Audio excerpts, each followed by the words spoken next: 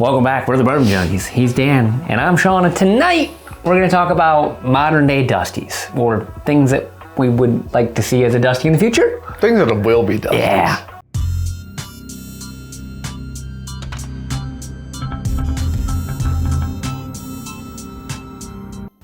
Listen, I guarantee my whole list is a Dusty someday. Guarantee it. And if I'm not around to see when I was right, just know that someday I will be right. We're only talking like 20 years, man. Yeah, it could be. Ugh, yeah, you're right. 50s. Oh, why would you do that? Oh. Why'd you do that for? I'm a 17-year-old man. Why'd you do that? So listen, a Dusty bottle of whiskey is basically a bottle of whiskey that was made a long time ago, has been in the bottle for a very long time, doesn't age in the bottle, but they do, I don't know, do you think they change in the bottle? No. Sean said no. Oh, wait. Something like this. Sean's back. So Dusties are just things that were distilled a long time ago that have been left in a bottle and then have just, people like collect them now or buy them to drink them just because they're different. All these do realistically show off a different time for a distillery that exists today, which is actually very cool. I'm excited to try this and that one. I know, me too. I've never seen them before. Me neither, and I'm very excited about them. So that would be a current representation of a Dusty. But these are Dusties now. Currently. We're talking about bottles that we believe will be Dusties in the next 20 to 40 year range. Something that when someone pulls it out, you're like, oh my gosh, you still have one of those? Or I really loved that 20 years ago. Hopefully it holds up to the modern day of whiskey. Or even like if you go to like Justin's House of Bourbon right now, there's a bunch of bottles there you won't recognize. Oh yeah. That cost a lot of money and you won't even know why. The cool thing is that you go, well, this person distilled it and then these people bought these barrels and sort of, like maybe the story behind it's just really cool. Sometimes the whiskey's incredible. So this is our list. All right, we each have 5 bottles. Well, you're starting with that. Bottle number 1, I got a little Parker's Heritage Heavy Chaw Rye. A lot of people were doing rye. This is one of our favorites of the year. This one, thankfully, unlike the other ones of the Parker's Heritage where we revisit blind and crap on, we always rank this very high blind. Yeah, this is one of my favorite ryes ever. Yeah. This and the Jack Daniels that came out that year. And I think this is gonna be like some of the older Parker's Heritage that you see on like a tasting menu or something like that. Yeah. And you're like, oh man, I'd pay $100 to try that. I've never had that when it came out or something. This should just replace Booker's Rye on all those lists. Yeah. It's better. Yes. So for me, I'm gonna go Kentucky Owl Rye. Now I'm gonna go batch 1. This is a batch 2 because I don't even have a sealed one actually. But I do believe that Kentucky Owl batch 1 will be a Dusty, and I do think most people consider it to be the best of the Kentucky Owl Ryes. I think the reason is because the idea behind the brand with the Carters and Dixon, like the way that kind of came together, and then nobody knows what's in this bottle. Yeah. Nobody knows what's in these ryes. I shouldn't say nobody, but most people do not. It's also not public knowledge. And if they do, they were schmurdered. So I think that these will be very cool someday when somebody pulls out. They're like a good proof to be a Dusty. All the Dusties, not all, most of the Dusties today are really low proof. Because whiskey used to be a very low proof thing, like very consistently across the board, everything was low. What you doing next? Next one. I feel like you pulled this for your little heart's sake. Sure. And I want to do the same. I have a nice plastic top Early Times bottle of bottom. Sure. If you guys do or don't know, they were discontinued. They were sold off from Brown-Forman to Sazerac. And now it's being produced at the 1792 plant. And a lot of things have changed. They have a nice metal cap now. They're okay. They're not blended by somebody different. Yeah. Change often creates like the profile for Dusty whiskey. So like, oh, remember the day when it was X thing distilled by a different person. A lot of the stuff that people chase is like X Stitzel Weller stuff. Yeah. That carries a very high name, obviously not around anymore. So when you have something like that, a big change up, you can get something cool like this. Yeah. My second bottle is High West Burr Rye, specifically 2023. Okay. Because the old Burr Rye, some of the old Burr Ryes, I don't know that they're not Dusties, but like the 15 had really old Barton in it. Everything in this bottle is over 10 years old, and over $100. Yeah, it's $125. Yeah, that turkey was $100. Well, the Kentucky Owl's $300 at the end of that line. Yeah. Yeah, but the first one wasn't. Yeah, and it's like the a batch hundo. one. Yeah. But I do think that this bottle doesn't drink at all like you would expect it to. It tastes very, very old. I think the proof is cool. Like it'll hold up as a dusty because it's a lower proof. So when people go back to low proof again, this will work. But I personally think that one of the things that drives some of the coolest dusties are not in the labels by the people who made them. Okay. Does that make sense? Yeah. It's like when Legacy sources other Legacy makes something cool, you're like, huh, interesting. All the maple, like the old maple stuff, all the old vintage ryes, like they're all like these weird labels that nobody knows of. A bunch of sourced Heaven Hill was out there, and people were like, what is that? And I'm like, well, I don't know. Bernheim's and like all that old stuff. These High West very much is that brand today. It's good. Where it's all, a lot of this stuff, this is all very old, it's all coming from different places. I think that makes it unique and interesting. Same reason for the owl, honestly. I should have kicked off the list with this. Hey, I mean, that's a nice one. We do the, listen. That's a nice one there. Turkeys will continue to be dusties. Yeah. They will. For a reason. Yeah. I specifically went with the Kentucky Spirit Camp Nelson picks. They're bottles. There was a bunch of them. I think they're in the process of flipping over Camp Nelson, the entire Rick House right now. So they're using a lot of the whiskey in their products, getting us cool things like this is the Camp Nelson E, I do believe. Yes. Truly fantastic stuff. Man, there's some Randy Moss. Chunky bottles, man. They Calvin don't like to sit on Johnson, dude. Don't you dare. Put some respect on my name. There you go. That'll fit perfect because it's like a yin and yang situation. I went with Wild Turkey Rare Breed because they change Wild Turkey Rare Breed labels about every 2 years. All the time. The cool thing about this is you will just eventually know, I want, a lot of the old turkey stuff is label based, right? I want a cheesy gold foil, or I want a split label, or a faux split label, or a 12 year.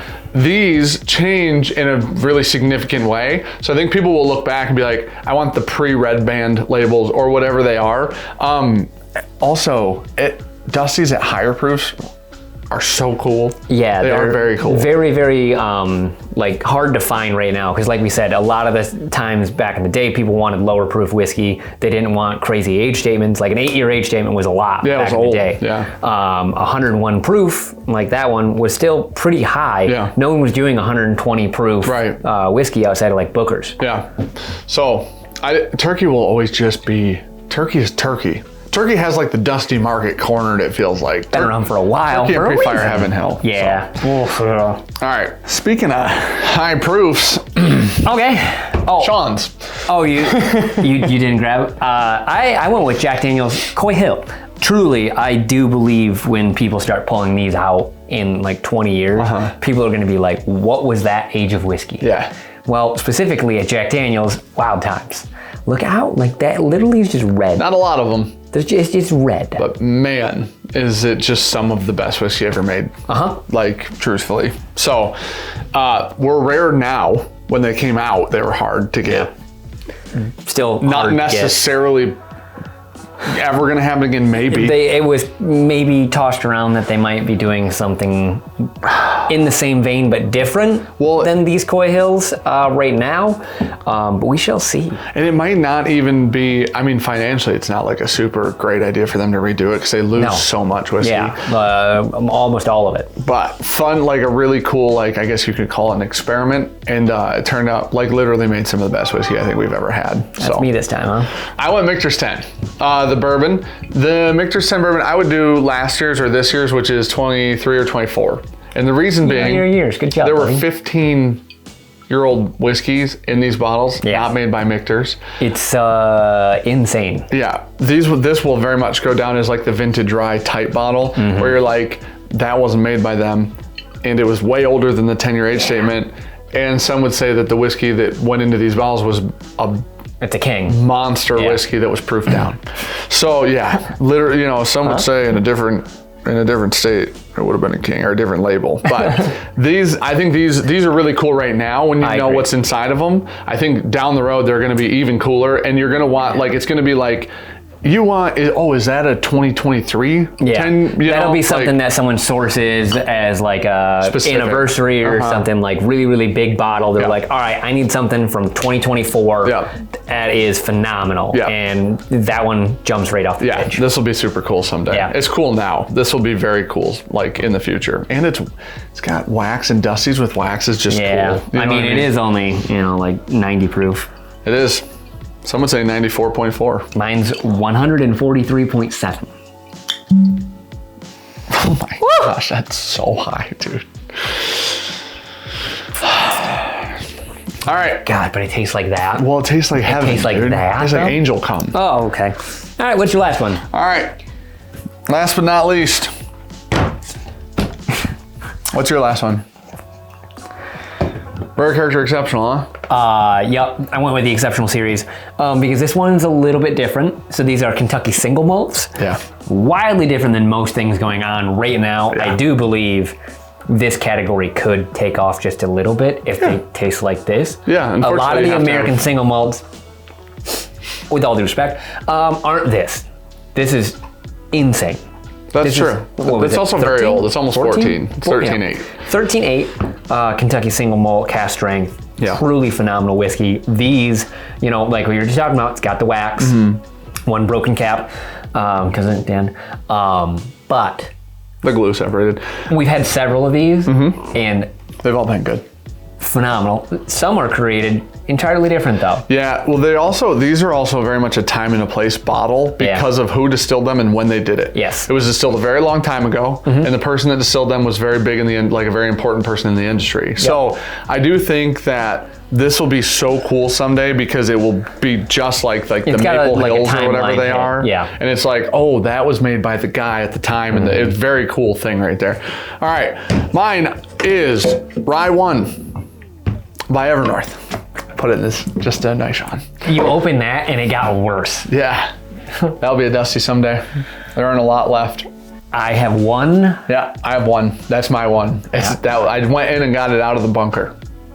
I thought you were gonna do our E.H. Taylor. Nope. And I was like, that's annoying. People will say, someday, why does it taste like that? And somebody will say, that's MGP rye. And then it'll be like, no, it's not. And it will have been, because it was. But it's so off profile and so different than everything else. That's true. And it was the shortest barrel that we've ever dumped. And it was the first barrel somehow that we ever dumped. And it's just a cool thing. And I do think you get lucky.